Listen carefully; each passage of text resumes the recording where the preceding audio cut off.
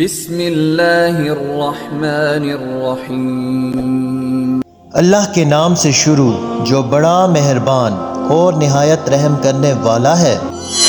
پیارے دوستو، من و سلوہ آسمان سے اتارا گیا ایک ایسا لذیذ اور معجزاتی کھانا۔ یہ کھانا بنی اسرائیل پر کب اور کیوں نازل کیا گیا، اور کیا یہ کھانا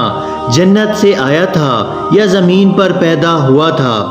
بنی اسرائیل نے ایسی کیا نافرمانی کی تھی کہ جس کا اثر آج تک ہر طرح کے کھانے میں موجود ہے؟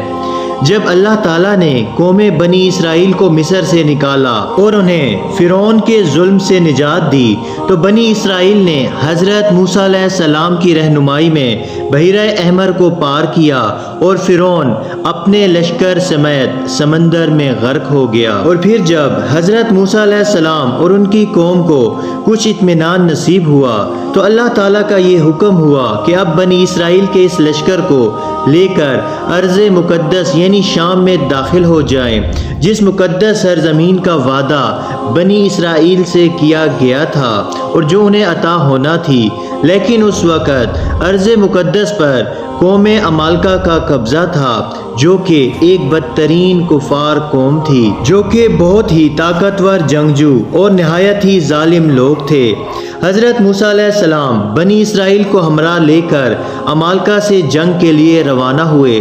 جن کی تعداد 6 لاکھ تھی۔ جب یہ لوگ ارض مقدس کے قریب پہنچے تو ان کے دلوں میں خوف طاری ہو گیا اور بزدلی پیدا ہو گئی۔ انہوں نے حضرت موسیٰ علیہ السلام سے کہا، اس شہر میں بہت ہی زوراور اور طاقتور جنگجو موجود ہیں، لہٰذا جب تک یہ لوگ اس شہر میں رہیں گے ہم ہرگز وہاں داخل نہ ہوں گے۔ اور یہاں تک کہ بنی اسرائیل نے حضرت موسیٰ علیہ السلام سے یہ بھی کہہ دیا کہ اے موسیٰ، آپ اور آپ کا خدا جا کر اس زبردست قوم سے جنگ کریں، ہم تو یہیں بیٹھے رہیں گے۔ اپنی اس قوم کے رویے سے حضرت موسیٰ علیہ السلام کو بہت دکھ ہوا، اور اللہ تعالیٰ نے انہیں یہ سزا دی کہ جس وادی میں انہوں نے پڑاؤ ڈالا تھا وہاں پر وہ 40 سالوں تک بھٹکتے رہے، مگر اس میدان سے باہر نہ نکل سکے۔ اور دوستو، اس میدان کا نام میدان طیہ تھا، جو 27 میل کے رقبے پر مشتمل تھا۔ روایات میں آتا ہے کہ بنی اسرائیل کے لوگ سامان اٹھا کر سارا دن چلنے کے بعد رات ایک جگہ پر پہنچتے، اور جب صبح ہوتی تو وہ وہیں موجود ہوتے جہاں سے وہ چلے تھے۔ لہٰذا اب بنی اسرائیل اس میدان میں پھنس چکے تھے اور ایک ہفتے میں سب کا سامان ختم ہو گیا، تو ساری کی ساری قوم توبہ استغفار کرنے لگی اور معافیاں مانگنے لگی۔ میدان طیہ میں ہونے والے اس سخت امتحان اور مشکلات کو دیکھ کر حضرت موسیٰ علیہ السلام کو اپنی قوم پر رحم آیا، تو آپ نے اللہ تعالیٰ سے ان کے لیے مغفرت کی دعا فرمائی، تو اللہ تعالیٰ نے بنی اسرائیل کے لیے اس میدان میں بے شمار غذائیں اور نعمتیں نازل فرمائیں۔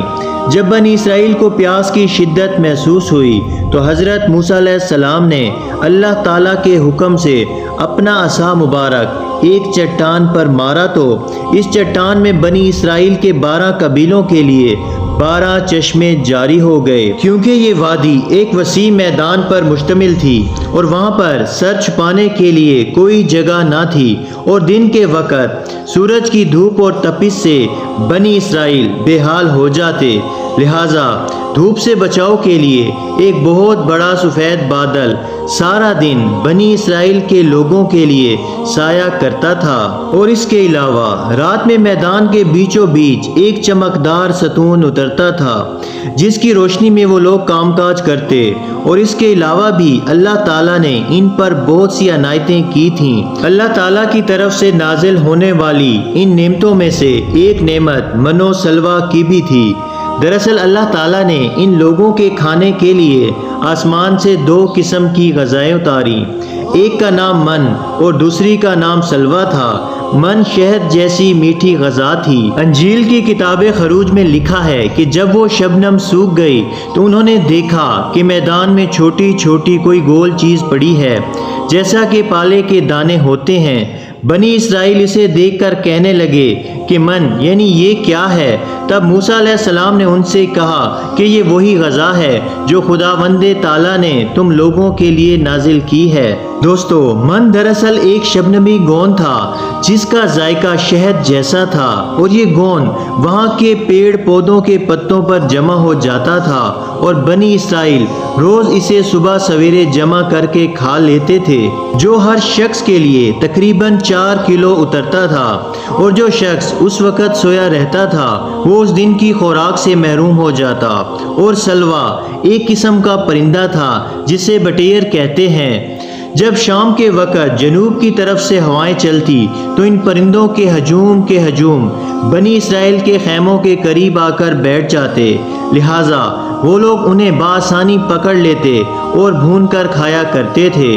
من و سلوہ ایسا کھانا تھا جو انتہائی آسانی سے ہضم ہو جاتا تھا، جو کہ رنگ، خوشبو اور ذائقے میں بے مثال تھا، اور اس کے علاوہ بھی بنی اسرائیل پر اللہ تعالیٰ کی طرف سے یہ معجزہ ہوا کہ ان کے بال اور ناخن بڑے نہ ہوتے تھے، اور نہ ہی کپڑے پھٹتے اور نہ میلے ہوتے، اور جب ان کے ہاں کسی بچے کی پیدائش ہوتی تو اس کے جسم پر ایک قدرتی لباس ہوتا تھا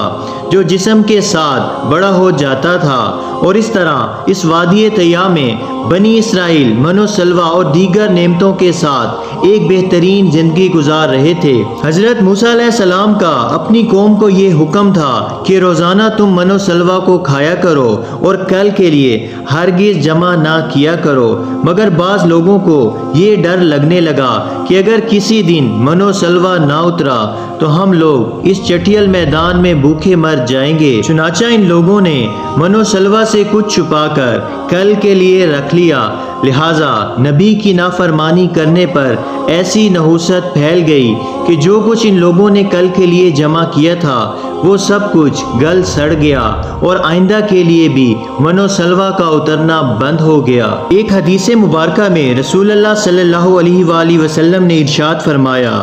کہ بنی اسرائیل نہ ہوتے تو نہ کھانا کبھی خراب ہوتا اور نہ گوشت سڑتا۔ کھانے کا خراب ہونا اور گوشت کا سڑنا اسی تاریخ سے شروع ہوا، ورنہ اس سے پہلے نہ کھانا بگڑتا تھا اور نہ گوشت سڑتا تھا۔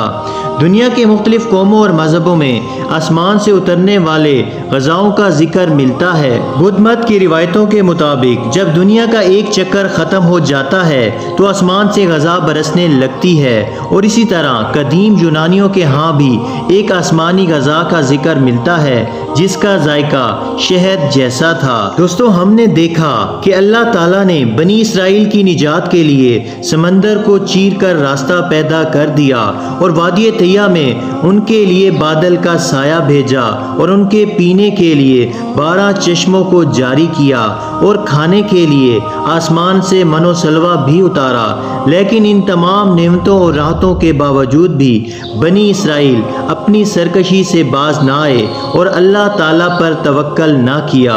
انہوں نے اللہ تعالیٰ کے معجزات کو اپنی آنکھوں سے دیکھا تھا، لیکن اس کے باوجود بھی ان لوگوں نے کھانے کو اگلے دن کے لیے جمع کرنا شروع کر دیا اور اللہ تعالیٰ پر توکل نہ کیا۔ دوستو، اس واقعے سے ہمیں یہ سبق ملتا ہے کہ ہم چاہے جیسی ہی مصیبت اور پریشانی میں مبتلا کیوں نہ ہوں، ہمیں ہر حال میں اللہ تعالیٰ پر توکل اور بھروسہ کرنا چاہیے، اور اللہ تعالیٰ کی عطا کی ہوئی نعمتوں کو یاد رکھنا چاہیے، اور ہر حال میں اللہ تعالیٰ کا شکر ادا کرنا چاہیے۔ اللہ تعالیٰ سے دعا ہے کہ اللہ تعالیٰ ہمیں اپنے شکر گزار بندوں میں شامل فرمائے اور گناہوں سے بچائے۔ اسی طرح کی مزید معلوماتی اور اسلامی ویڈیو دیکھنے کے لیے ہمارے اس اسلامی چینل کو سبسکرائب ضرور کریں۔ جزاک اللہ۔